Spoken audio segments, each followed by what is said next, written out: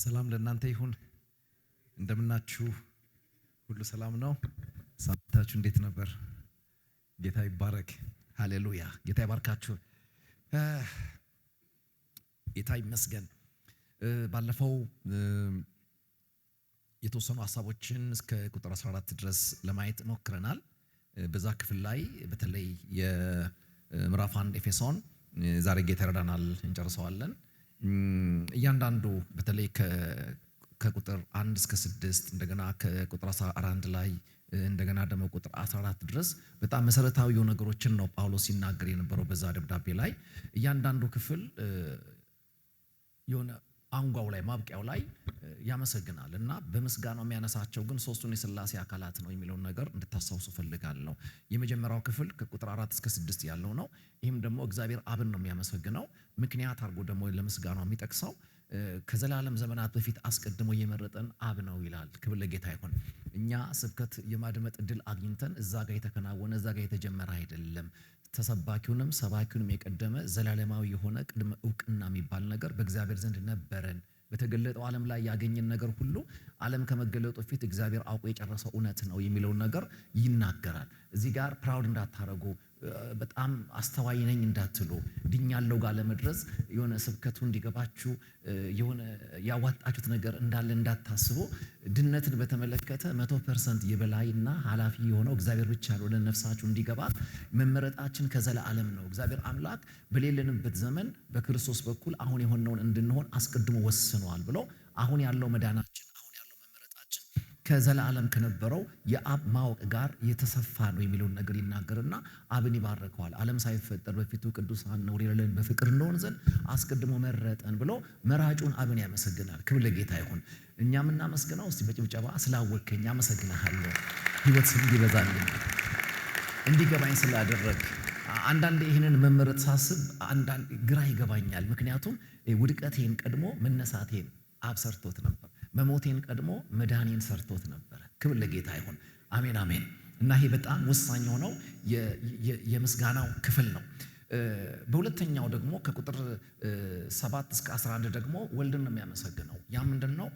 በታሪካዊ ዘመናት ውስጥ ማለት በቀራንዮ መስቀል ላይ እንግዲህ ታሪካዊ ዘመናት የምንለው ከኛ ወደ ኋላ ማለት ነው። ከዘላለም የነበረውን ምርጫ ያመሰግናል። ቀጥሎ በተገለጠው ዓለም ላይ ደግሞ እኛ ወደ ኋላ የምናስተውለው የብሉይ ኪዳን አባቶች ደግሞ ወደፊት ይመጣል ብሎ ተስፋ የሚያደርጉት ቀራንዮ የሚባል አንድ ትልቅ ገድል የተሰራበት ቦታ አለ። አብ ከዘላለም ያሰበውን የመምረጥ የማጽደቅ ቅዱስ የማድረግን ዓላማ እውን ያደረገበት፣ አብ በሕጋዊ መንገድ ኃጢአተኛውን ያጸደቀበትን ስራ የሰራበት ብቸኛ ቦታ ቀራንዮ ነው። ክብር ለጌታ ይሁን። ይሄ ቀራንዮ ሁልጊዜ በነፍሳችሁ ተከብሮ ሊጠበቅ የሚገባው ትልቅ ጉዳይ ነው። በየዘመናቱ የሚነሱ ትምህርቶችና ምርምሮች እየመጡ አታክ የሚያደርጉት ያንን የገድል ቦታ ነው። ምክንያቱም ሰይጣን አጉል የተመታበትን ቦታ፣ ትውልድ ያመለጠበትን ቦታ፣ ሞት በሞት የተረታበትን ቦታ ያውቀዋል። ሞት የተያዘበት ሕይወት የተለቀቀበት ቦታ ቀራንዮ እንደሆነ ያውቃል። ስለዚህ አብን በዘላለማዊ ምርጫ ውስጥ ያመሰግነዋል። ቀጥሎ ደግሞ እግዚአብሔር ወልድን ሕይወቱን ቤዛ አድርጎ የሰጠበትን ደግሞ መንገድ ያስታውስና ክርስቶስን ደግሞ ያመሰግናል። ክብር ለጌታ ይሁን። በሶስተኛ ደግሞ ከቁጥር 12 እስከ 14 ላስታይም እንዳየነው መንፈስ ቅዱስን ደግሞ በግል ታሪካችን ውስጥ አሁን ላይ ማለት ነው አሁን ዛሬን ጨምሮ ቅድም ጨምሮ አሁን የማወራበትንም ጨምሮ አሁን እናንተ የምትሰሙበትን እኔ የምናገርበትን ስራ ሁሉ አክቲቭሊ እየሰራ ያለ የማተምን ስራ ደግሞ ድነታችንን የማተምን ስራ ደግሞ ሰርቷል ብሎ ይህንን በድነታችን ውስጥ የሥላሴን ሙሉነት ፓርቲሲፔሽን እንዳላቸው እንድናስብ የሚያደርግ አስደናቂ የሆነ ምስጋናን ያቀርባል። ክብር ለጌታ ይሁን። እንግዲህ እነዚህ ሁሉ የማመስገኛ ምክንያቶቹ ምንድን ናቸው የሚለው ነገር ስናስብ ተባርከናል የሚለው እንደሆነ በላስት ታይም ተነጋግረናል። እስኪ ተባርክ ያለው በሉ።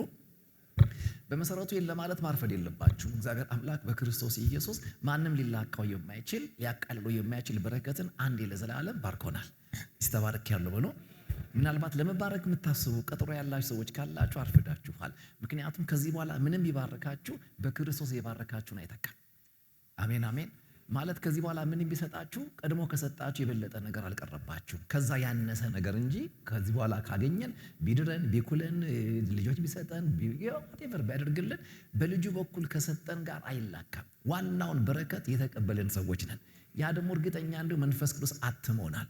ይሄ ማተም የሚለው በግሪክ በዛ ዘመን የነበረው የንግድን ስርዓት ነው ቃሉ የሚወክለው። ሙሉ ክፍያ እስኪከፈል ድረስ ወይም ያ ሙሉ ክፍያ እንዲከፈል የሚያስገድድ ቀብድን ነው የሚናገረው። ማተም የሚለው ነገር ይሄ ከቀብድ ጋር የተያያዘ ነው። ሆሊ ስፒሪት በቃ ድነታችሁ ጸባያሽን ሳየው አላዋጣኝም ብሎ አብ አይቀይረውም። ክብር ለጌታ ይሁን። ድናችኋል። እስቲ ድኛለሁ ብሎ እንደው የሆነ እያላችሁ በኮንፊዥን የምትሄዱበት ህይወት አይደለም። ክርስቲያኒቲ በክርስቶስ በኩል ያለቀው ስራ አንዴ ለዘላለም የተፈጸመ ነው። ዛት ይሷ የመስቀል የመጨረሻው ንግግር ምንድነው ካላችሁ፣ አስተዋይ አድማጭ ከሰማው አንድ ቃል ነው፣ ተፈጸመ የሚል። ክብር ለጌታ ይሁን። እንግዲህ ይሄ ድነት ለስራ የተከፈተ በር አይደለም፣ ወዳለቀው የገባንበት በር ነው። ክብር ለጌታ ይሁን። በእምነት በኩል የሥራ በር አልተከፈተልንም። ድነቴን ልሰራ አይደለም የገባሁት፣ ወዳለቀው አብ ወደ ጨረሰው እንድገባ እግዚአብሔር የከፈተው መንገድ ነው። እንዴት ከፈተው? በጸባይ ተደራድረው አይደለም። ምዕራፍ 2 ስንመጣ ስርዓትና አደብ እንገዛለን በጸጋው ብቻ የሚል ነገር። ትምክታችንን አፈር ዲቤ ያበለዋል። ክብር ለጌታ ይሁን። ኩራታችን ወደ ኋላ ይጥለውና በቃ እዚህ ድነት ውስጥ ከገባ በኋላ ያለ ብቸኛ አማራጭ ማመስገን ብቻ ነው። በቃ ድኛለሁ እንዲህ ስለሆንኩ እንዳትሉ፣ የኔ የምትሉትን ድርሻ ይቀማችኋል። ሁሉን በክርስቶስ እንደጨረሰው ታስባላችሁ። ክብር ለጌታ ይሁን። ስለዚህ ተባርከናል። አሁን የበረከታችን ዋናው ማጠንጠኛ በዚህ በኤፌሶን ምዕራፍ 1 ቁጥር 4 ላይ ያለው ነው። እሱ ምንድነው? የመጀመሪያው መባረካችን ምርጫ ነው። ምርጫ ነው። ሲተመርጫለሁ ብሎ እግዚአብሔር አንዳንድ ሰዎችን ለማዳን በሉዓላዊነቱ መርጧል የሚለው ነገር ያው ዓለምን ጎራ ለይቶ እያጓተታት ያለ በጣም አስደናቂ የሆነ መገለጥ ነው። ይህንን ከእውቀት ክፍልን እናውቃለን በሚለው ድንግዝግዝታ ውስጥ ካላያችሁት በስተቀር፣ እዛ ጋር ካልመደባችሁት በስተቀር ጎራ ለይቶ በጣም የሚያጨቃጨቀው ጉዳይ ይሄ ነው። ዓለም ሳይፈጠር እግዚአብሔር በሉዓላዊነቱ ምን አድርጓል? አንዳንዶች እንዲድኑ መርጧል። አሜን። ኤፌሶን 1:11 ይነግራቸዋል። ሮሜ 8:30 ላይ ታገኙታላችሁ። አንደኛ ተሰሎንቄ 1:4 ላይ፣ ሁለተኛ ተሰሎንቄ 2:13 ላይ፣ ቲቶ 1:1 ላይ ተመርጣችኋል። መቼ? ዓለም ሳይፈጠር። ምንን አይቶ? ዘፈን አቋርጬ መዝሙር መጀመሪያን አይቶ አይደለም። በሉዓላዊነቱ በቃ አዳነን፣ መረጠን። ክብር ለጌታ ይሁን። እንግዲህ ይሄ በመለኮታዊ ምርጫ ማመን ምናልባት ይሄ የካልቪኒስት ስነ መለኮት መሰረታዊ መርህ እንደሆነ ማወቅ መቻል አለባችሁና ይህንን የሚክድ ሰው ካልቪኒስት አይደለም ማለት ነው። ምክንያቱም ይሄ መዳን የሚመጣው የሚባለው ነገር የተመረጡት በክርስቶስ ኢየሱስ ሲታመኑ የሚረዱት ጉዳይ ነው ማለት። እስክትገባ አይገባህም፣ ስትገባ ነው የሚገባ። ዶክተር ኮንስታብል በኮመንተሪው ላይ ይህንን እንዴት ያስረዳዋል? በሰፊ ጎዳና ላይ ሰዎች በኃጢአት ዓለም ላይ ሲጓዙ ይላል፣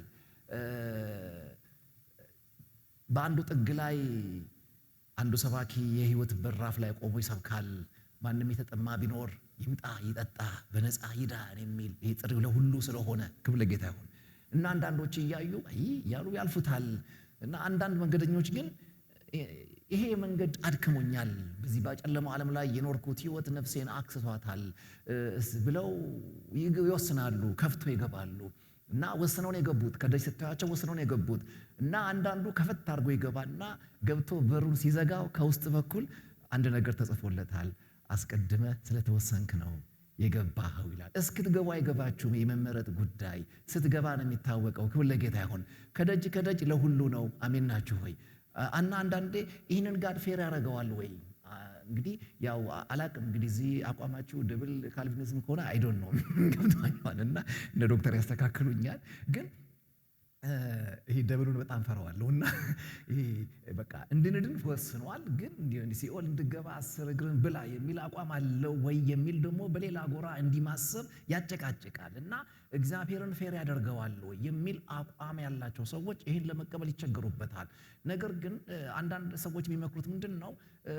ከጀስትስ አንግል እግዚአብሔርን ከምትጨቃጨቁት ከጻድቅነቱ አንግል ለምን አታስቡም? እግዚአብሔር ጻድቅ ነው በሚለው ማትጠራጥሩ ከሆነ ምንም ይወስን ጻድቅ ነው፣ አልተሳሳትም በሚለው እዛ ውስጥ ነው ነፍስ የምታርፈው እንጂ እንዴት እንዲያረጋል እንዴት ገብቷቸዋል። በጣም ጨዋ የሆኑ ለስላሳ የሆኑ ሰዎች ያንን በራፍ ንቀው ሲያልፉት ዝም ብሎ በጣም ራስ ምታት የሆኑ ሰዎች አይደለም ጎረቤት ወላጅ እንኳን እንደው በደፋ ተብሎ ከቤት ተመርቆ የወጣ ሰውዬ ከፍቶ እንዲገባ እንዴት ሰጠው ካላችሁ ጻድቅ ነው። አሜን ናችሁ? አሜን አትሉ? ክብር ለጌታ ይሁን።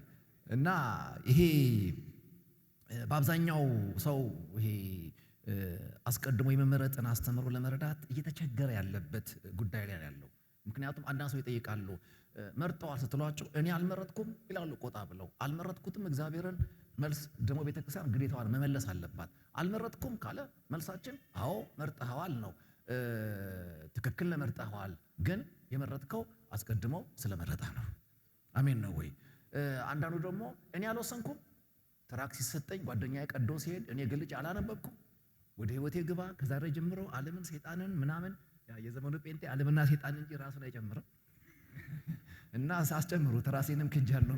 ራስ መታት ነው ለቤተ ክርስቲያን ነው።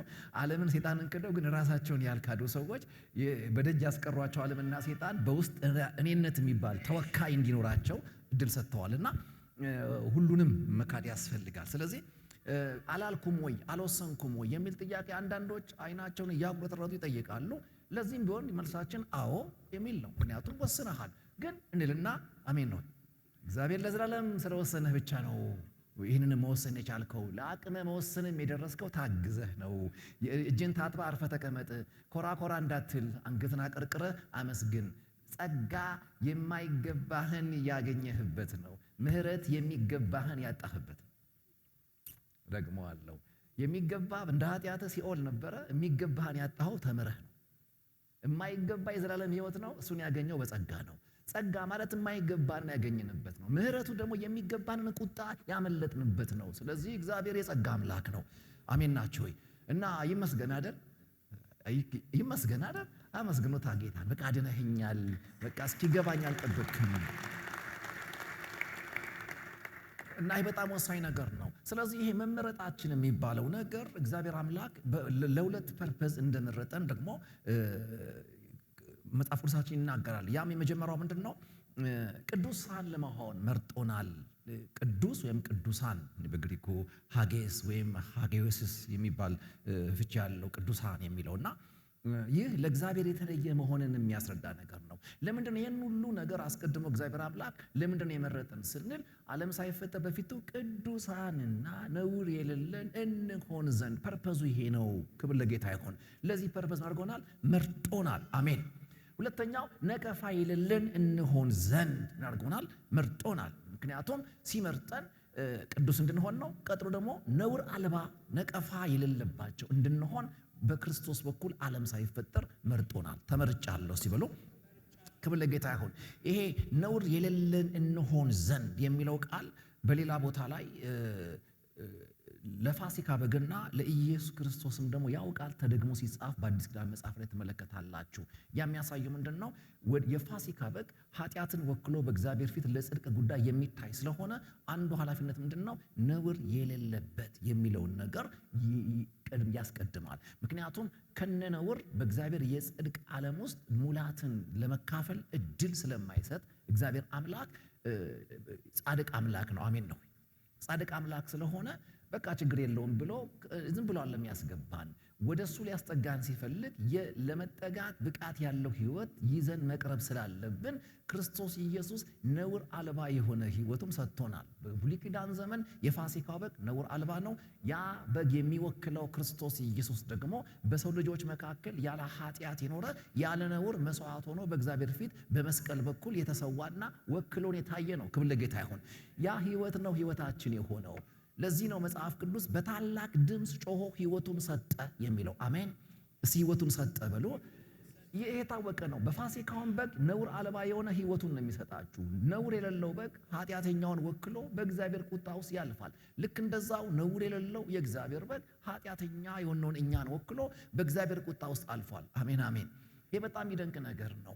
ለዚህ ነው የፋሲካው በግ በዋናነት ያስጣላችሁ ከገደላችሁ ኃጢአትም እንደገናም ደግሞ ኃጢአትን እንደ መውጊያ ሲጠቀም ከነበረው ከሰይጣን ሳይሆን ከራሱ ከእግዚአብሔር የጽድቅ ጥያቄ ጥማት ነው ያስመለጣችሁ የሚለው በጣም መታወቅ አለበት።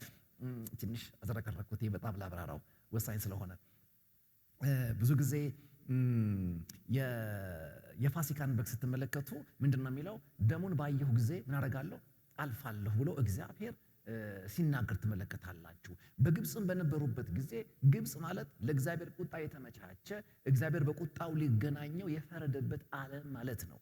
ስለዚህ ወደዛ ለቁጣ ሊገናኘው ወደ ፈቀደው ዓለም ሲገባ በእግዚአብሔር ፍርድ በታች ከነበረ ዓለም ውስጥ ለጽድቅ የተመረጡ ከቁጣው ሊያመልጡ የተገባቸው የተወሰኑ የኔ የሚላቸውን ሰዎች ለማስመለጥ በበራፋቸው ላይ ወክሏቸው በእግዚአብሔር ቁጣ ውስጥ የሚታይ አንድ ደም አስፈልጎ ነበር።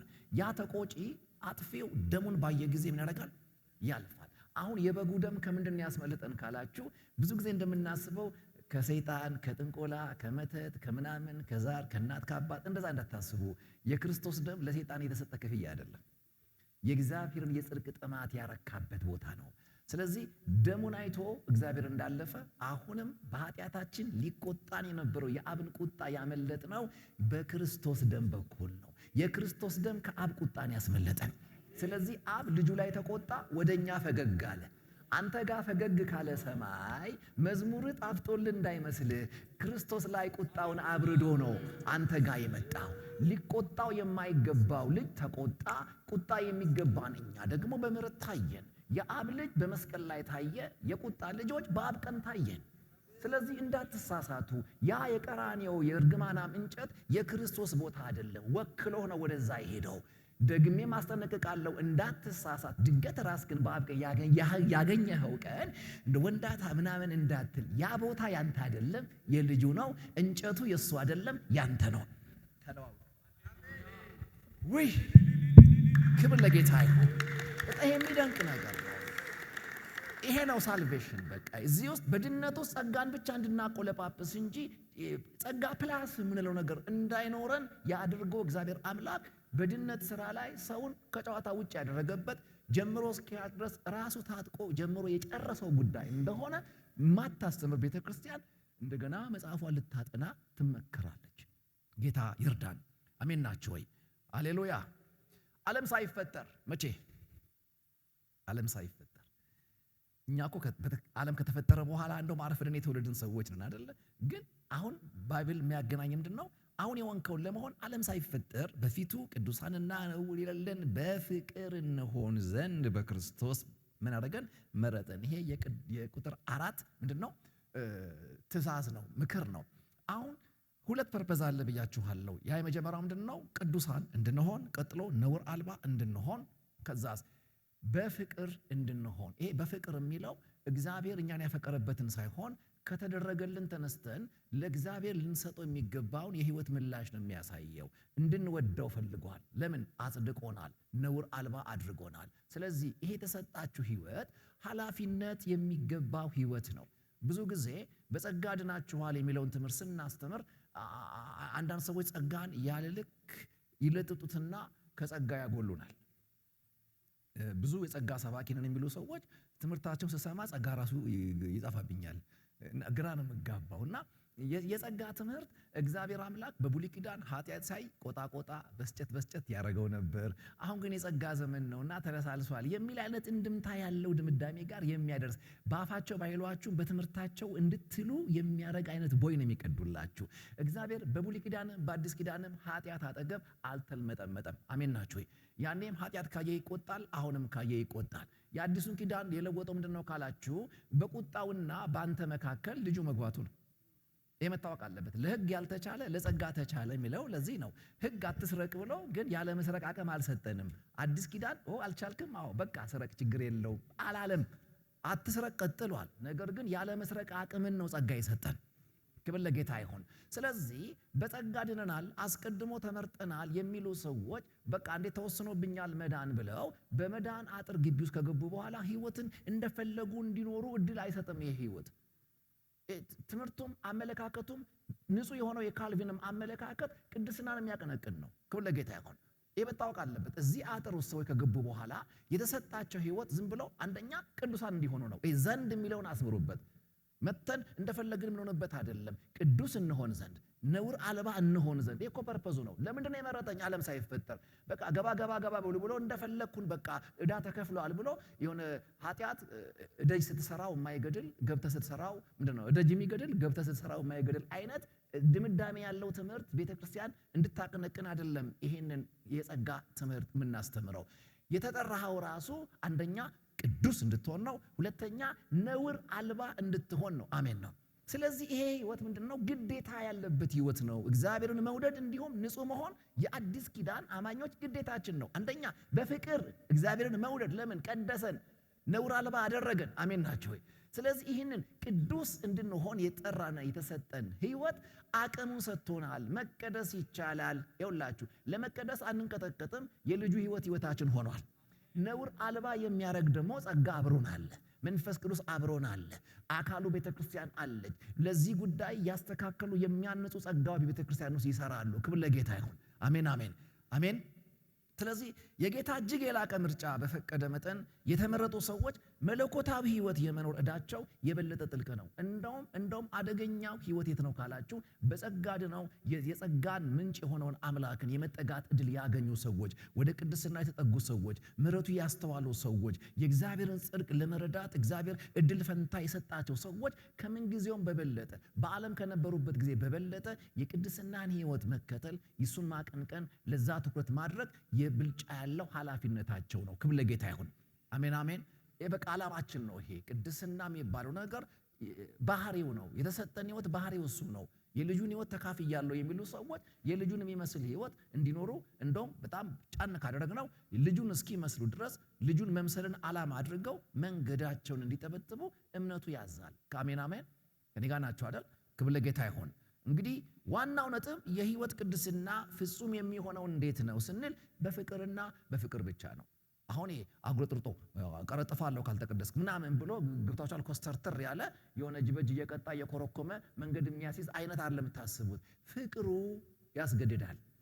ይኸውላችሁ በቁጣና በኃይል ከመገደድ ይልቅ አስደገኛው አስገዳጅ ኃይል የፍቅር ኃይል ይባላል። የፍቅር ኃይል ይባላል። የምህረቱ ስታዩ፣ ፍቅሩን ስታዩ፣ እናንተን የሱ ለማድረግ የመጣበትን ጥልቀት ስትመለከቱ ዋው ይህንን ጌታማ እንዴት እበድለዋለሁ የሚል ነፍስያ ትገናኛችኋለች። ስለዚህ የመቀደስ ህይወት የፍቅር ጥሪ ነው። ክብር ለጌታ ይሁን። ይህንን ህይወት ፍቅርን ያላስተዋሉ ሰዎች የቅድስናን ምላሽ አይገኝባቸውም። አትድከሙ። ሰዎች ትክክለኛውን ክርስቲያኒቲ በህይወታቸው እንዲገልጡ የምትፈልጉ ከሆነ ፍቅር እንዲገባቸው፣ ቀራንዮን እንዲያስተውሉ፣ በምን አይነት መውረድ እግዚአብሔር ወደ ቀኙ እንዳስጠጋቸው እንዲገባቸው ዕለት ዕለት ዕድል ስጧቸው። የተወደዱበት ልክ በገባቸው ቁጥር ፍቅር የመነጨበትን ዓለም በቅድስና የመጠጋት አቅማቸው ምክንያታዊ ይሆናል። መታዘዝ ምክንያታዊ ነው። አንድ በፍቅር ሌላኛው በግዳጅ ነው። ብሉይ ኪዳን በግዳጅ ነው። ሳት ሲሉ እንካ ቅመስ ይላቸዋል። ስለዚህ እንዳይመቱ ነው እንዲህ እያሉ ነው የኖሩት። እኛ ደግሞ በቃ እንዲህ የሚወደንን ጌታ እንዴት እበድለዋለሁ? እንዲህ ያለ አባት ነበር ፖሊካርፕ መሰለኝ እና በ86 ዓመቱን ያቃጠሉትና ወደ ፍርድ እየሄዱ ያለ ይዞት የሚሄደው ወታደር ምን ይለዋል? ቀላል እኮ ነው በቃ አንቲክርስቶስን እኮ በቃ የሆነች ነገር ሰለብ አድርገህ በንጉሱ ፊት እኮ ብትናገር ከሞት ታመልጣለህ። እሳት አቀጣጥለው እኮ ሊገሉህ ነው ሲለው የተናገረው ቃል ይገርመኛል። 86 ዓመት አብሬው ስኖር አንድ ቀን ያላስከፋኝን ወዳጄን እንዴት አርጌ ሰድበዋለሁ? አስመስሎ መስደብ እንኳን ከበደው። ፍቅር ይሄን ያህል ይጫናል ማለት አስመስሎ ከመስደብ ራስን ለእሳት መልቀቅ ቀለለው። የከበደው ወደ እሳት መግባቱ አይደለም። ይህንን ፍቅር አያችሁ ማስነወር ነው የከበደው። እግዚአብሔር ይህን የፍቅር ግለት እንደገና በነፍሳችን ያራግበው። እንደገና ይግባን። የተወደድንበት ፍቅር፣ የዳንበት ፍቅር። አንዳንድ ሰዎች ቸርች መምጣት መቅረት ትርጉም የሌለው ሲሆንባቸው ሳይደነግጣለሁ። መጡ ትርፉ፣ ቀሩ ጉዳቱ የማይገባቸው ሰዎች አሉ። የእነዚህ ሰዎች ችግር ቸርች ስላጣች አይደለችም። እዚህ ቦታ ላይ መለኮታዊ አቅርቦት ስላነሰ ስለጎደለ አይደለም። ፍቅር በነፍሳቸው ላይ ስለቀነሰ ነው። ስለዚህ ፍቅር ትልቅ ኃይል ነው። ክብር ለጌታ ይሁን። ፍቅር እኮ ይሄ የአብን ልጅ በመለኮት ቁንጅና የነበረን ማንነት የባሪያ መልክ እንዲይዝ አድርጎታል። ምን አመጣኛ ሰፈር ካላችሁት ፍቅር ነው። አሜን። ምንም አይደል፣ በቃ ፍቅር ነው። በቃ የዝጌራ ይላቡ ምንድነው ካላችሁ ቀራንዮ ነው። ምን ያልተወደኛል ብዬ አልጠይቅም እግዚአብሔርን። ለምን ዚስ ማች ብሎ አሳይቶኛል። ሃሌሉያ። ለማንም የለው ማለት እንዲህ አይነት ፍቅር ተገዶ አይደለም። ግራና ቀኝ ያሉ እኮ ወንበዴዎች ተገደው ነው ህይወት የሰጡት። የመሃሉ ተገዶ እንጨትና ሚስማር ጦር አስገድዶት አይደለም ህይወት የቀማው፣ ፈቅዶ ነው የሰጠው። አሜን ናቸው። ተገዶ የሞተ ጌታ የለኝም። በፈቃዱ ነው ህይወቱን የሰጠኝ። እንዴት ሰጠኝ? ያውም እኮ ለማይሰጥ ማንነቴ። ሲዘምር የተገኘ አይደለም እኮ ማንነቴ፣ ሲዘፍን የተገኘ ማንነት ነው። ማጅራት ሲመታ ሲያጭበረብር የተገኘ ማንነቴን እግዚአብሔር በልጅ ልክ ክፍያ ተጠጋው። እንዴት እስካልክ ለእንዴት መልስ የለኝም። አንድ ነገር ግን አውቃለሁ፣ ወዶኛል። ቅድም የተዘመረው ወድሃለሁ የሚል መዝሙር ነው ባለ የዘመርነው። እውነት እኮ ነው። በቃ ወዶናል። መቼ? ገና ዓለም ሳይፈጠር ኃጢአተኛ እያለን። ስለዚህ እንዴት ነው የቅድስና ህይወት ነውር አልባ የሆነን ህይወት እንዴት ነው መግለጥ የምንችለው ለሚለው ጥያቄ ፍቅርን ማጥቀንቀን፣ ፍቅርን ሴንስ ማድረግ፣ የተወደድንበትን የፍቅር ልክ ሁል ጊዜ ትኩስ አድርጎ መያዝ የሚባለው በጣም ወሳኝ የሆነ ጉዳይ ነው። ክብር ለኢየሱስ ይሁን። አሜን አሜን።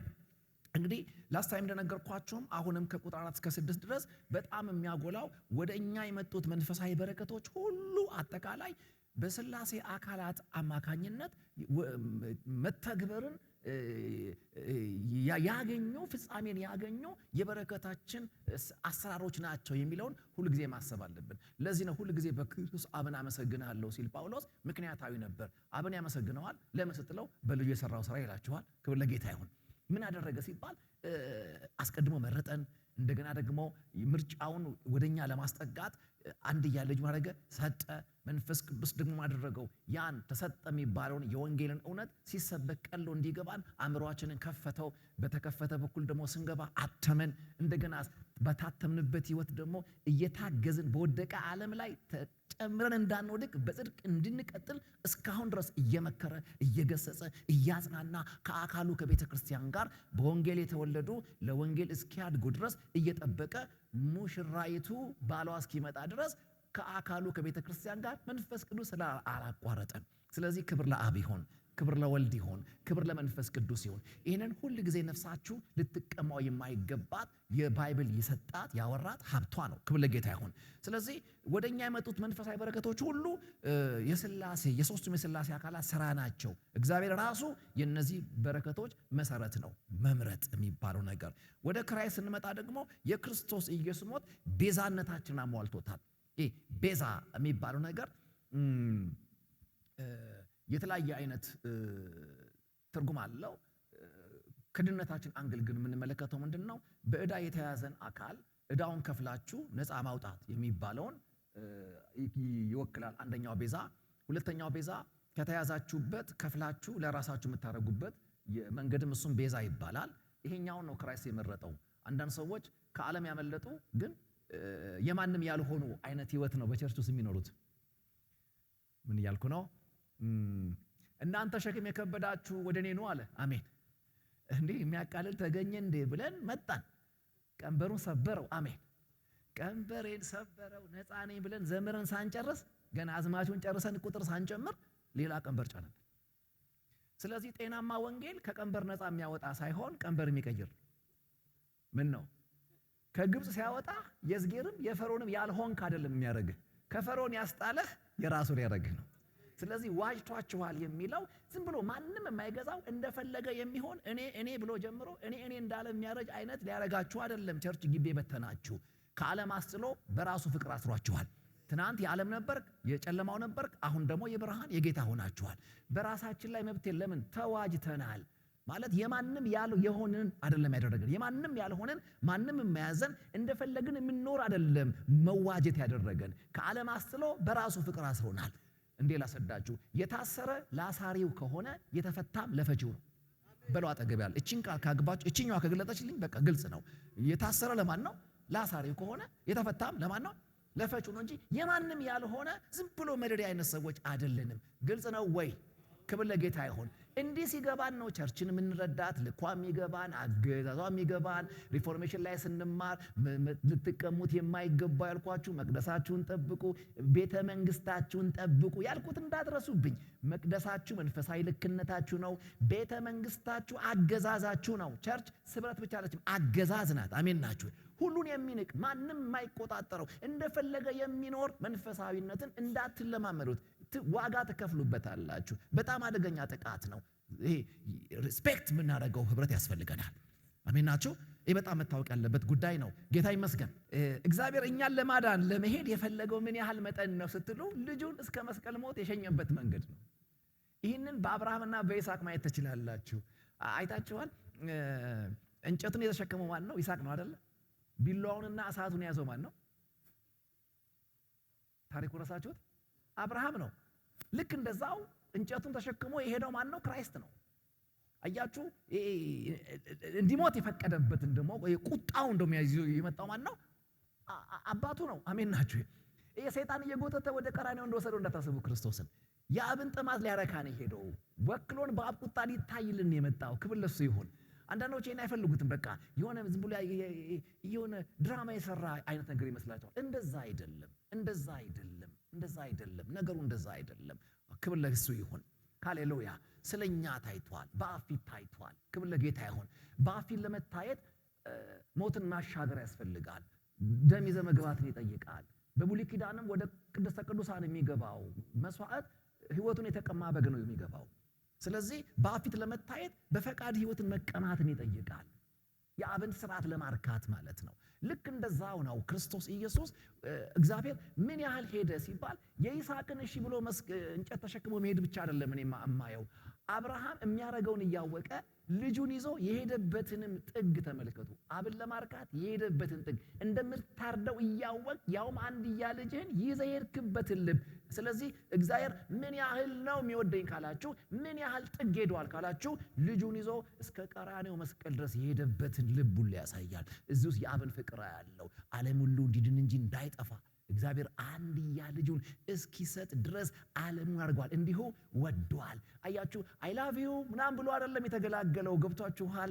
በመስጠት ነው የገለጠው ይህን ፍቅር። እዚህ ተወድጃለሁ ብሎ ምን ያህል መጥቷል፣ እኔን ለማዳን ምን ያህል ርቀት ጠልቋል ካላችሁ፣ ልጁን እስከ መስቀል ድረስ ይዞ እስከ መሄድ ድረስ ዋጋ ከፍሏል። ክብር ለጌታ ይሁን።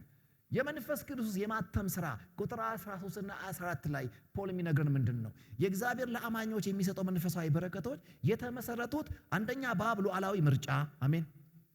ማሰብ ያለባችሁ የእግዚአብሔር ለአማኞች የሚሰጠው መንፈሳዊ በረከቶች የተመሰረቱት በአብ ሉዓላዊ ምርጫ እና በወልድ የቤዛነት ስራ ብቻ ላይ አድርጋችሁ እንዳታስቡ፣ በመንፈስ ቅዱስ ማተም ላይም ጭምር እንደሆነ አብራችሁ ልትይዙት ይገባል። ክብር ለጌታ ይሁን። ስለዚህ አብ በሉዓላዊ ምርጫው ዓለም ሳይፈጠር መርጦናል። ወልድ ለዚህ ምርጫ መሳካት ቤዛዊ ምትክ ሆኖ በመስቀል ሞት በኩል ራሱን አሳልፎ ሰጥቷል። መንፈስ ቅዱስ ደግሞ በዛ መንገድ የተመረጡትን በማተም ስራ ላይ እስካሁን ከአካሉ ከቤተ ክርስቲያን ጋር እየሰራን ያለው። ክብር ለሱ ይሁን። አሜን አሜን። ከቁጥር 3 እስከ 14 እንግዲህ የተጠቀሱት እነዚህ በረከቶች የምትሏቸው ነገሮች ወደ 9 የሚሆኑ በረከቶችን ይዘረዝራቸዋል ሐዋርያ ጳውሎስ። በእነዚህ ከ3 እስከ 14 ባሉት 11 ቁጥሮች ውስጥ ምንድነው በክርስቶስ የተደረግኩት፣ ምንድነው በአብ የተዘጋጀልኝ፣ ምንድነው በመንፈስ ቅዱስ የታተምኩባቸው የበረከት አይነቶች ምንድናቸው ለሚል ጠያቂ በጣም ሆድ የሚሞሉ በስም የተጠሩ 9 የሆኑ የበረከት አይነቶችና ትገናኛላችሁ። መጀመሪያ ላይ የነገርኳችሁ የመጀመሪያው ምርጫ ነው። ተመርጫለሁ የሚለው ነገር ትልቅ እድል ነው። ክብር ለጌታ ይሁን። አሜን። ሁለተኛው ቅድመ ውሳኔ ነው። ልጅነት አለ፣ ጸጋ፣ ቤዛነት፣ ይቅርታ፣ መታወቅ፣ ያንን ማወቅ የሚባለው ነገር፣ እንደገና ማተምና መውረስ የሚባሉት እነዚህ 9 የበረከት አይነቶች በእነዚህ 11 ቁጥሮቹ ሰብሰብ ተደርገው ተቀምጠውልናል። የስነ መለኮት ምሁር የሆነው ስቶት ምን ይላል? እነዚህን በ3 ይከፍላቸዋል። 9ኙ ሰብሰብ አድርጎ በ3 ይለያቸዋል።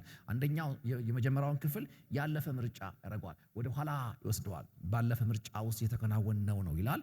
ሁለተኛው ደግሞ አሁን የሆንበት ልጅነትና ወደፊት የሚጠብቀን ክብር ወይም ወራሽነት በሚል በ3 ዘመናት መካከል ይከፋፍለዋል። የቀደመ ምርጫ አለን፣ አሁን የሆነው ልጅነት መልክ አለ፣ ቀጥሎ ደግሞ ወደፊት የምንገናኘው የምንገባበት በአንድነት የምንወርሰው ርስትና ክብር አለ።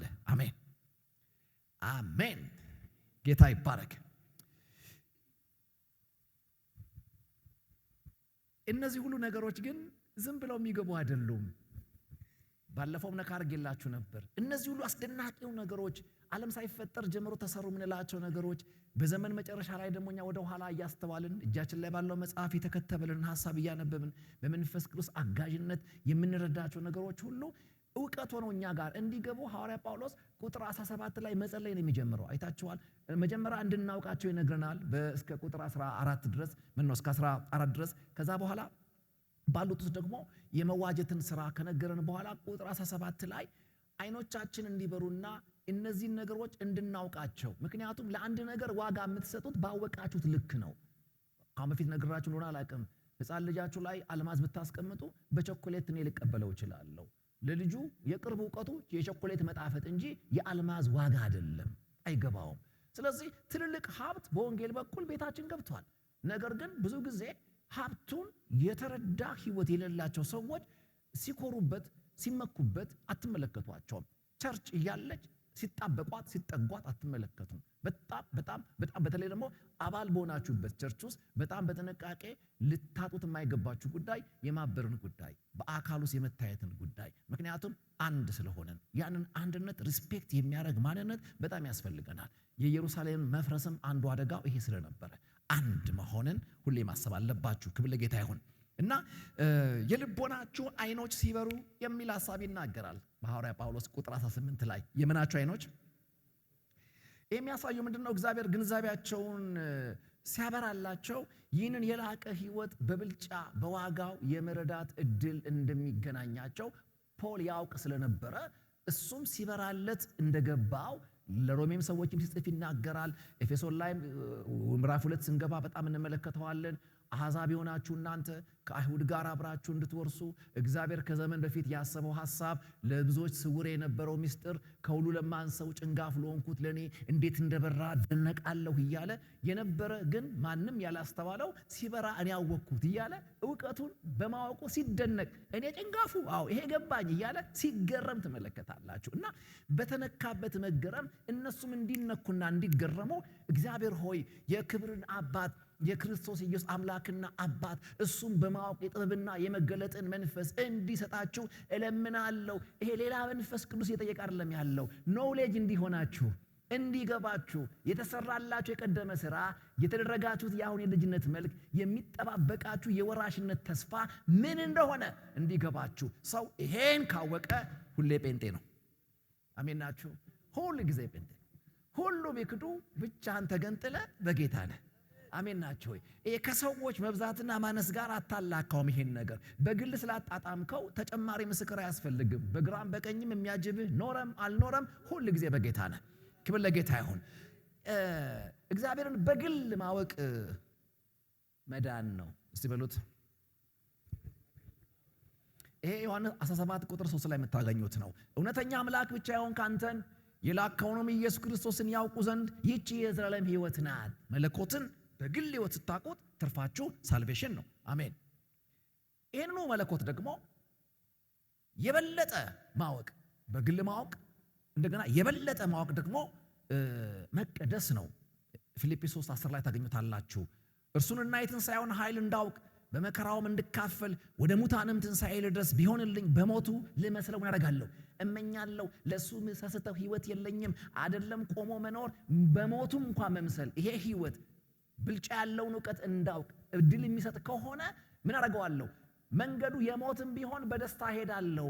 የሚገርም ሰው ነው። ይህን ነገር ለማወቅ ሕይወት ይለቃል። አንዳንደኛ ጊዜ መልቀቅን የከበደን፣ ገንዘባችንን መልቀቅን የከበደን፣ ፍቅራችንን መልቀቅን የከበደን፣ ተውት ሌላውን ይሄም ይቅር፣ ጥሩ አስተያየት እንኳን ወደ ቸርች ዞሮ መናገር የከበደን ዘመን ላይ ነው ያለ ነው። ካላጣጣልን፣ ካላናናቅን፣ ካልገላለብን በስተቀር የበሰልን እስከማይመስልን ድረስ እርስ በርሱ ገታችኋል ያገኘውን ጠጠር እየለቀመ የሚፈናከት የሆነ ማህበር በጉያችን እየበዛ ያለ ይመስለኛል። ፖል ግን ምንድን ነው የሚናገረው? የበለጠ ባወቅኩት ቁጥር ምን ነው የሚያደርገኝ? የበለጠ መቀደስን እንድፈቅድ እድል ይሰጠኛል። በበለጠ ባወቃችሁት ቁጥር የበለጠ ሕይወት እንድትለቁለት፣ የበለጠ ክብር ከእናንተ እንዲገኝ፣ የበለጠ ትጋት እናንተ ጋር እንዲያቆጠቁት እድል ይሰጣል። እግዚአብሔርን በግል ከማወቅ ወደሚጨምረው ወደ በለጠ እውቀት ያምጣችሁ። በግል ስታውቁት ድኛለሁ ጋር ያመጣችሁ። ከድኛለሁ ቀጥሎ ግን ጨምራችሁ ስታውቁት ለዚህ ሕይወት የቅድስና ምላሽ መስጠት የሚባለውን ነገር እግዚአብሔር ይሰጠናል። ክብር ለሱ ይሁን። አሜን አሜን፣ ሃሌሉያ። ከሁለቱ ደግሞ ብልጫ ያለው አለ ይሄ ፍጹም በሆነ መንገድ ማወቅ የሚባል እሱ ደግሞ ወደ ክብር ያመጣናል። አንደኛ ቆሮንቶስ 13:9-12 ታገኙታላችሁ። ሲጀምር ከ9 ጀምሮ ከእውቀት ከፍለን እናውቃለን እያልን የሚያውቁ ሁሉን አላወቅነውም፣ ገና ወደ ፍጹም እውቀት አልመጣንም። እስካሁን የሚናወራው በክርስቶስ እስካሁን ሆናችሁ የምንላችሁ ነገሮች ሁሉ በመስታወት በድንግዝግዝ እንደምናይ ነው የሚለው። አሁን ያለው ጴንጤ አይገባውም። በመስታወት ጥርት ያለ ስለሚያይ፣ ያኔ በነሐስ የተሰራ መስታወት ነው የሚጠቀሙት ሴቶች። እና እንዳሁኑ ዘመን መስታወት ጥርት አድርጎ ፊታችሁን አያሳያችሁም። ብቻ ራስህን ያሳይሃል፣ አንተን የሚመስል ሰውዬ ታያለህ፣ ግን በድንግዝግዝታ ነው፣ አጥርቶ አያሳይህም። ያንን መስታወት ነው የሚጠቀሙት። በዘመናቸው የመስታወት ልኬት ነው ይህን ክፍል መረዳት ያለባችሁ። እና አሁን በመስታወት እንዴት እያየን ነው፣ ግን አጥርተን እያየን አይደለም፣ በድንግዝግዝታ ነው የምናየው ይልና በዚያን ጊዜ ግን ፊት ለፊት ሃሌሉያ በክብር እናያለን። አያችሁ፣ በጥልቀት በተጠጋ ነው ቁጥር ዕውቀቱ ሙሉ እየሆነ በመጣ ቁጥር ግን በዚህ ክርስቲያኒቲ ውስጥ የተዘጋጀንን ክብር ያለ ድንግዝግዝታ፣ ያለ መሸራረፍ፣ ያለ መቆጠብ በሙላት ወደምናይበት ክብር እንደርሳለን። አሜን ሃሌሉያ። ሰብሰብ ስናደርገው ከቁጥር 3 እስከ 14 አማኞች ሁሉን መንፈሳዊ በረከቶች እንደተቀበሉ ፖል ያሳያቸዋል። በእነዚህ እስከ ቁጥር 14 ድረስ 9ኙን የበረከት አይነቶች ቅድም በስም የጠራዋቸውን ሁሉ ሰብሰብ አድርጎ ያሳያቸዋል። ቁጥር 17 ላይ ግን እግዚአብሔርን በቅርበት እንዲያውቁ ይጸልይላቸዋል። እነዚህ ነገሮች በጸሎት አይናችሁ ካልተከፈተ በስተቀር በጣም ወንደርፉል የሆኑ በረከቶች ናቸው። አብ በልጁ የሰራው በመንፈስ ቅዱስ እንዳይሻር አድርገው ያተማቸው ነገሮች በጣም መሰረታዊ ነገሮች ናቸው። አይን ካልበራ ግን፣ ነፍስ ካልነቃች ካልተቀሰቀሰች በስተቀር ግን ሊገባችሁ ስለማይችል፣ አይን ደግሞ የሚከፈተው በቃ በራልኝ ብላችሁ መጽሐፍ ስላገላበጣችሁ ብቻ ሳይሆን መንፈስ ቅዱስ ራሱ የልቦናችሁን አይን ሲከፍት ብቻ የሚገኝ ማስተዋል እንደሆነ ፖል ስለሚያውቅ ይንበረከካል፣ ይጸልይላቸዋል። ክብር ለጌታ ይሁን። ለምንድን ነው የጸሎት ያስፈለገው? የዚህ አስፈላጊነት ምንድን ነው ሚስጥሩ ስንል የመጀመሪያው የጥሪያችንን ተስፋ፣ የርስታችንን ክብርና ባለጸግነት እንደገናም ደግሞ አሁን ያለውን የእግዚአብሔርን ኃይል በተሻለ ሁኔታ እንድናውቅ ነው። ፐርፐዙ ይሄ ነው። ለምንድን ነው ፖል የጸለየው? ለምንድን ነው የልቦናችን አይኖች እንዲከፈቱ ያስፈለገው? ለምንድን ነው ከገባኸኝ በላይ ግባኝ? አሁን ብዙ ጊዜ ከዘመርኩልህ በላይ ልዘምርልህ፣ ከሰበኩ በላይ ልስበክ ነው የምንለው። እሱ እንዳለ ሆኖ እስቲ ከገባኸኝ በላይ ምን አድርገኝ? ግባኝ። ብልጫ ያለው መዝሙር፣ ብልጫ ያለው እውቀት ጋር ስትደርሱ ነው የሚጨመረው አይደል? ሁሉ ነገር የሚጨመረው በተጠጋችሁት ቁጥር ነው። እንዲህ ላስረዳችሁ። ወተትን በሩቅ ካያችሁት ነጭ ነው፣ ስትጠጉት ቅቤ ነው፣ እርጎ ነው። በጣም ስትጠጉት ካልሽየም ነው፣ ፋት ነው። አያችሁ፣ እንዳቀራረብ ነው። አንዳንዱ በቀለም አይቶ ይረካል፣ ጥርሷ እንደ ወተት ነው ብሎ ይቆማል፣ ቀለሙ ጋር ይቆማል። አንዳንዱ ግን ከቀለም ጀርባ ያለውን ሚስጥር ይረዳል። ልክ እንደዛው በተጠጋችሁት ቁጥር ዕውቀታችሁ እየጨመረ ይሄዳል። እየጨመረ በሄደ ቁጥር ዋጋው እየገባችሁ ይመጣል። ለዚህ ነው የልቦናችሁ አይኖች ሲበሩ እነዚህ 3 ነገሮች መሰረታዊ ናቸው። የመጀመሪያው የጥሪያችሁ ተስፋ ነው። ዓለም ሳይፈጠር በክርስቶስ ኑ ያላችሁ ጥሪ ውስጥ አሜን ብላችሁ ገብታችሁ እንድትቀሩ የሚያደርጋችሁ ጉዳይ ምንድን ነው? ጥሪው ባዶ ኑ አይደለም፣ ተስፋ አለው። የዘላለም ሕይወት የሚባል መልሰ ማትቀማው የሆነ ሕይወት መታተም አብ አትሞ ያረጋገጠው ጉዳይ አለ። እሱ ይገባሃል። ድኛለውን ሳትጠራጠር ትለዋለህ። ምንም አይነት መጠራጠር በሌለበት መንገድ በእርግጠኝነት ድኛለሁ የሚለው ነገር ምክንያት አይሆንላቸዋል። ክብር ለጌታ ይሁን። ቀጥሎ የተዘጋጀ ርስት ክብር ባለጠግነት አለ። ይህንን ባለፈው አውርቼውን አላቅም፣ ግን መወራት ያለበት ይመስለኛል። በቅዱሳን መካከል ያለ የርስት ክብር ባለጠግነት ምን አይነት ነገር ነው? ገብቷችኋል? ዝም ብሎ ከዚህም ከዛም ከተለያየ ሰፈር የተገኘን ሰዎች ተሰብስበን በዚህ እውነት ስንጋጠም እዚህ መጋጠም ውስጥ እግዚአብሔር የሰወረው የትም የማይገኝ ሀብት፣ የትም የማይገኝ ርስት እዚህ አለ። እስቲ አንድ ጊዜ አጠገባችሁ ያለውን በቀኝ በግራ ይዩት። አያችሁት? ዝም ብሎ አበጥሮ የመጣ ወንድና ሴት አድርጋችሁ እንዳታስቡት። አብ ክራይስትን የተመነለት ውድ ዕቃ ነው። አሁን በዚህ ዋጋ ደግሞ ይዩት። አሜን ናችሁ ወይ? አብ ይሄን ሰው እዚህ ለማምጣት ልጁን ከቀኙ ወደ ቀራንዮ ልኮለታል። ስለዚህ የሰው ዋጋው እዚህ ቤት ከተሳተ የት ይገኛል? የወንድም ዋጋው፣ የእህት ዋጋው እዚህ ነው መታወቅ ያለበት። ሰው ተስተካክሎ የተመዘነው እዚህ ነው። ሰው እዚህ ከተሳተ አለቅልን። እዚህ በነገር በቋንቋ የምንፈላለግ ከሆነ ስተናል። የመጀመሪያ ጊዜ እዚህ አጥቢያ የመጣው ጊዜ ገላትያ ሳስተምር ነግሬያችኋለሁ። ወንድ የለም፣ ሴት የለም፣ ባሪያ የለም፣ ጨዋ የለም፣ እስኩስቴስ የለም፣ ምን የለም፣ ግሪክ የለም፣ አይሁድ የለም። ወደኛ ላምጣው 86ቱም የሉም። የት ነው ያሉት? ቀበሌ፣ ወረዳ፣ ዞን ያሉት። ቸርች ያለው ማን ነው? በክራይስት ዳግም የተወለደ እህትና ወንድም የከበረ። አሁን ገብቷችኋል? ደግማችሁ ይውልኝ። አንተ ክብር ነህ በሉት። ርስት ነህ አንተ። ሃሌሉያ! አንተ ጋር ርስት አለ። አሜን ናችሁ ወይ? አያችሁ፣ እኔ ጋር ያለ አቅም የእናንተ ነው። እናንተ ጋር ያለ ለኔ ነው። ስለዚህ እኔ ጋር ያለ ነገር ለኔ ምንም አይጠቅመውም። ለእናንተ ሳመጣው ነው። አካል ያስፈልገው ለዚህ ነው። በቅዱሳን መካከል ነው ይሄ ክብር መጥቀም የሚጀምረው። አንዳንድ ሰዎች ተቀብቻለሁ ይላሉ፣ በቸርች ጓሮ ለጓሮ ይዞራሉ። ሲቀቡ ጠብቀው ሰይጣን ተኩሶ ከቸርች ያጠፋቸዋል። ከዛስ ዲመን ይጠቀምባቸዋል። የትኛውም ተቀባው የሚል ሰውዬ ከቸርች ጋር ያለውን ህብረት አጥብቆ የማይሄድ ከመሰላችሁ እጁ እንዳይጭንባችሁ። እግዚአብሔር በረንዳ ዳሪ የተቀባ የለውም። አሜን ባትሉም እኔ ምን አገባኝ? እውነቱን ነው የምነግራችሁ። ምክንያቱም የትኛውም ጸጋ የተሰጠው ለአካሉ ለቤተ ክርስቲያን ጥቅም ነው የሚለው። እኔን ከፍ ለማድረግ ሊያስብለኝ አልቀባኝም። አሜን ናችሁ?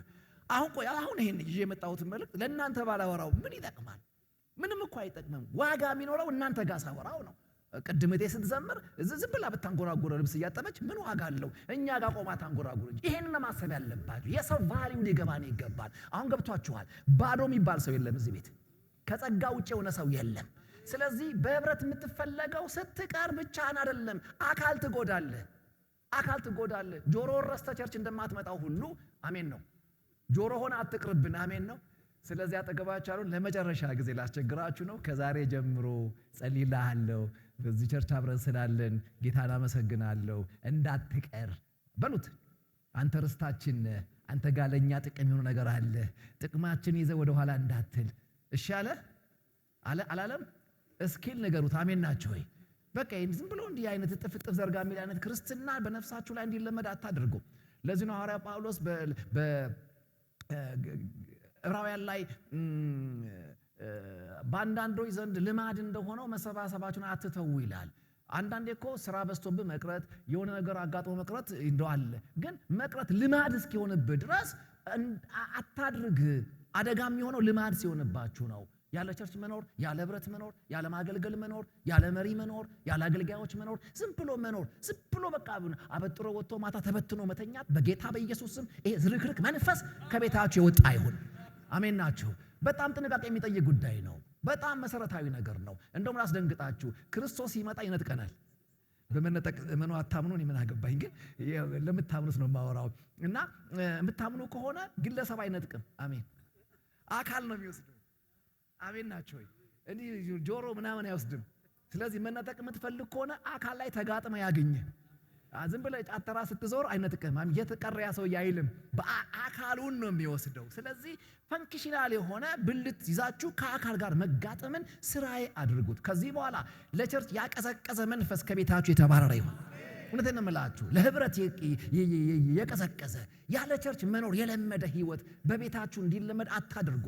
እውነቴን ነው የምላችሁ። ያጠቃችኋል። በጣም ከባድ ነው። ስታከብሯት ልጆቻችሁ የማያዋት ቸርችን ከናንተ ቀጥሎ አያከብሯትም።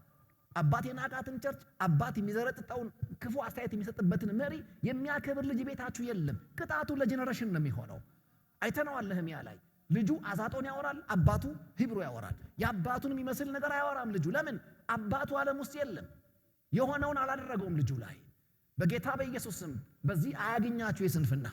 ክብር ለጌታ ይሁን። ይህ በጣም መታወቅ ያለበት ጉዳይ ነው እና ሰብሰብ እያረኩት ነው። ጌታ የተመሰገነ ይሁን። ስለዚህ ፖል አማኞች እግዚአብሔርን በቅርበት እንዲያውቁት ጸልየዋል ብያችኋለሁ ቁጥር 14 ላይ። ይህም አስፈላጊ የሆነው ተስፋውን እንዲረዱ በቅዱሳን መካከል ያለውን የርስት ክብር ባለጠግነት እንዲያስተውሉት፣ ሰው እጅና እግር ብቻ እንዳልሆነ ከአንድ አቅም ጋር ከአንድ ጸጋ ጋር እንደሆነ ሰዎች በቤተ ክርስቲያን ውስጥ ያሉት እሱን እንዲረዱ። አንዳንድ ሰዎች እኔ ጋር ጸጋ ያለ አይመስለኝም ይላሉ። ያልመሰላችሁ አንደኛ በቅጡ ስላልፈተሻችሁ ነው ኪሳችሁን። አንዳንዴ ዝም ብዬ ኮቴን ስፈላልግ የረሳሁት ገንዘብ አገኛለሁ እና ፈትሽ። አሜን። ዝም ብለህ ፈትሽ። ክብር ለጌታ ይሁን። ታገኘዋለህ። ሁለተኛ ብታገኘውም ትኩረት እንዳሰጠው የሆንከው ከአካል ስለወጣህ ነው። ከአካል ከራቅ እግዚአብሔር ይሄን የሰጠ ጸጋ ትርጉም የሚኖረው አካል ውስጥ ስለሆነ በምንም ታምር አተጋለትም፣ አትሰጥለትም። በአቴንሽናችሁ ስፍራ ይጎለዋል። እንደዛ አትሁኑ። ጌታ ይርዳን። አሜን አሜን። የእግዚአብሔር ጥሪ ወደ መጀመሪያው ያመለክታል።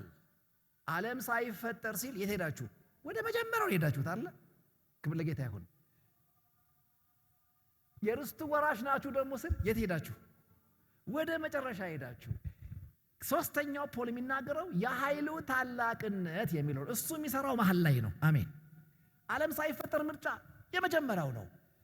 ወራሽ ትሆናላችሁ የመጨረሻው ነው። መሃሉ ላይ አሁን የሚሰራው ምንድን ነው ካላችሁ፣ የኃይሉ ታላቅነት፣ የመንፈስ ቅዱስ ኃይል።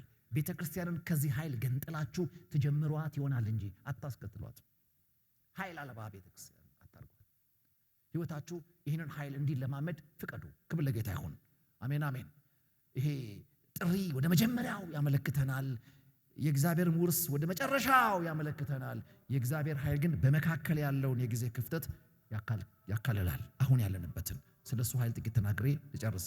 የመጀመሪያው እግዚአብሔር ይህንን ኃይል የኃይሉ ታላቅነት ነው የሚለው ይህንን ኃይል ክርስቶስን በክርስቶስ ትንሣኤና እድገት ገልጦታል። የመጀመሪያው ይሄ የእግዚአብሔር የማዳን ኃይል አሁን በአካሉ በቤተ ክርስቲያን በኩል የሚሰራው ኃይል አሁን ላይ እየሰራ ያለው ኃይል የት ነው የተገለጠው ካልን ክርስቶስን ከሙታን ባስነሳው ጊዜ ይለናል። ቁጥር 20 እና 21 ላይ ክርስቶስን ከሙታን ሲያስነሳው ከአለቅነትና ከስልጣናትም ከኃይላትም ከጌትነትም ሁሉ በላይና በዚህ ዓለም ብቻ ሳይሆን ነገር ግን ሊመጣ ባለው ዓለም ደግሞ ከሚጠራው ስም ሁሉ በላይ በሰማያዊ ስፍራ በቀኙ ሲያስቀምጠው በክርስቶስ ባደረገው ሥራ የብርታቱ ጉልበት ያደርጋል ይታያል። እግዚአብሔር ይህንን ኃይል መጀመሪያ የገለጠው ክርስቶስን ከሙታን ባስነሳው ጊዜ ነው ይለናል። ሁለተኛው ወደፊት ኢየሱስ ክርስቶስን በፍጥረት ሁሉ ላይ ራስ በማድረግ ደግሞ ይገልጠዋል። ይሄ ደግሞ ምናልባት የሚሊኒየምን የሺህ ዓመቱን መንግስት ያካትታል። ዓለምን ሁሉ ይገዛል። አሜን ናቸው ወይ? በፍጥረት ሁሉ ላይ ገዢ ያደርገዋል። ለዚህም ቁጥር 22 ላይ ሁሉንም ከእግሩ በታች ምን ያደረገለት? አስገዛለት። ከሁሉ በላይም ራስ እንዲሆን ለቤተ ክርስቲያን ምን ያደረገው? ሰጠው ይላል። አሁን ያለፈውን አይተናል፣ የወደፊቱን አይተናል።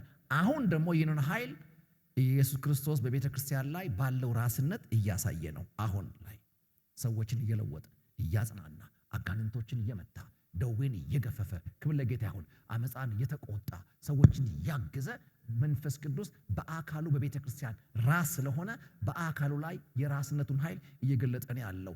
ስለዚህ ቁጥር 23 ምንድነው የሚለው ሲዘጋው? እርሷም ይላል ማን? ቤተ ክርስቲያን አካሉና ሁሉን የሚሞላ የእርሱ ምኑ ናት? ሙላቱ ናት ብሎ ምዕራፍ 1 ያልቃል። አንዳንድ ሰዎች እሷ ሙላቱ ናት የሚለውን ሐሳብ ያው ያንሸዋሩታል።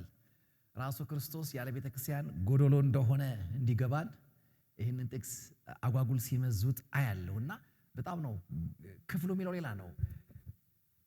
እሷ አካሉ ናት፣ እሱ ምኗ ነው? ራስ ነው ካለ በኋላ ሁሉም በሁሉ የሚሞላ የእሱ ምኑ ናት? ሙላቱ ናት ማለት ያለሷ እሱ ጎዶሎ ነው ማለት አይደለም። ይህንን ለማስረዳት እንድልጠቀም ያው አገራችን ነዳይ ስላላወጣች ከየት ነው የምታመጣው? ራሳቸው ከውጪ ነው የምታመጣው። ታመጣና ግን በየመኪናው አትጨምረውም። የሆነ ዲፖ የሚባል ቦታ ላይ ታከማቸዋለች። ወይም ደግሞ ወይ ማደያው ጋር ይጠራቀምልሃል። ከዛስ በከተማው ያለ መኪና ሁሉ እየመጣ የሚሞላው የት ነው? እዛ ማደያ ነው። ልክ እንደዛው የእግዚአብሔርን ፍቅር ማዳን የፈለገ ሟች መሞላት ከፈለገ ቸርች መምጣት ግዴታው ነው። መጽናናት የሚፈልግ ከኃጢአት ማብለጥ የሚገባው ኃጢአት ያስጨነቀው ሰው ካለ እርዱት። ሙላቱ እዚህ ነው ያለችው። ኢየሱስ ክርስቶስ ምሕረቱን ፍቅሩን ሁሉ ለዓለም የሚያከፋፍልበት ቦታ ማናት? አካሉ ናት። ሰዎች ታመዋል፣ ቤተ ክርስቲያን መጸለይ አለባት። አሜን ናቸው። ሰዎች መዳን አለባቸው። አዎ፣ ሚሽነሪዎችን መላክ አለባት፣ መስበክ አለባት። ሰዎች አዝነዋል፣ የሚያጽናና መልእክቷን ዲሊቨር ማድረግ መቻል አለባት። ምንም አይነት ጉለት ያለበት ሰው ቸርች ይምጣ። ራሷ ክርስቶስ ስለሆነ በአካሉ በቤተ ክርስቲያን በኩል ሰዎችን ያጽናናል። ለዚህ ነው በአካል ውስጥ መገኘት አለብን የምንለው። ከሙላቱ ለመራቅ ነፍሳችሁን አታስለምዱ ያልኳችሁ ለዚህ ነው ወዳጆቼ። ከቸርች ርቃችኋል ማለት ከተከራያችሁት ግቢ ወይም ከገነባችሁት ሕንፃ ርቃችኋል ማለት ብቻ አይደለም። ራስ ከሆነው ከክርስቶስ ነፍሳችሁን አርቃችኋታል። ራስ ለሆነው አካል ትኩረት እንዳይኖራት አለማምዳችኋታል ማለት ነው። ከዚህ ስንፍና እግዚአብሔር ይጠብቀን። እሷም ማለት እኛ ሁላችን። ቤተ ክርስቲያን ሕንፃው አይደለም፣ እኛ ነን። አሜን ናችሁ። ቤተ ክርስቲያን እኛ ነን። ቸርች አቤት አትለው። ቤተ ክርስቲያን ይሄ የቃሊዮት ድርጅት ግንብ ነው። አሜን ናችሁ። አሜን ናችሁ። እዛ ውስጥ ያለነው እኛ ግማነን ቤተ ክርስቲያን ነን። ራስ አለን፣ ባለቤት አለን፣ ነገር የሚቀዳበት አገዛዝ አደራረግ የሚመነጭበት የበላይ አለን። እሱም ራሳችን ክርስቶስ ነው። ነገር ሁሉ ከሱ ወደኛ ይፈሳል፣ በእኛ በኩል ደግሞ ለሁሉ ይዳረሳል። በሌላ አማርኛ እሱ አይታይም። ቤተ ክርስቲያን የማይታየውን እሱን ወክላ በሚታይ ዓለም ላይ አለችለት። አሜን። ለዚህ ነው ምስክር የጠራው። ያረገንን እናወራለን፣ የሆነውን እንናገርለታለን። ስለዚህ ቤተክርስቲያን የሱ ሙላቱ ናት። ምዕራፍ 1 ይሄን ይመስላል። ምዕራፍ 2 አጥኖት የጸጋ ምዕራፍ ነው። በጣም አስደናቂ ነገር ነው። እንዴት አድርገው እግዚአብሔር በጸጋ አሰራር ሩቅ የነበሩትን ከቀረቡት ጋር እንዴት እንዳገናኘ፣ ለምን አዳነኝ፣ ይሄን ሁሉ እስካሁን ያወራሁን ነገር ሰማይ ለምን አደረገው ለሚል ጥያቄ ሁሉ በቃ በሁለት ምክንያት ነው። አንደኛ በምሕረቱ ባለጸጋ ስለሆነ አሜን። ምሮህ ስለማይደህይ አሜን ናቸው። ሁለተኛ እንደው ምንስ ሀብታም ቢሆን ዝም ብሎ ይበትናል ስትለው ከወደደ ከታላቅ ፍቅር የተነሳ አሜን። በቃ እነዚህ ሁለት ሪዝን ናቸው እዚህ እንድንገኝ ምክንያታችን። የማይማር መልካችን የተማረው በምሕረቱ ባለጸጋ ስለሆነ፣ እንደው ምንስ ባለጸጋ ቢሆን ዝም ብሎ ያባክናል ስትለው ምን ያድርግ? ፍቅር ጠልፎት አሜን ናችሁ። በቃ ወደደኝ። የወደደ ሁሉን ይሰጣል። ክብር ለጌታ ይሁን። ጌታ ይባርከን።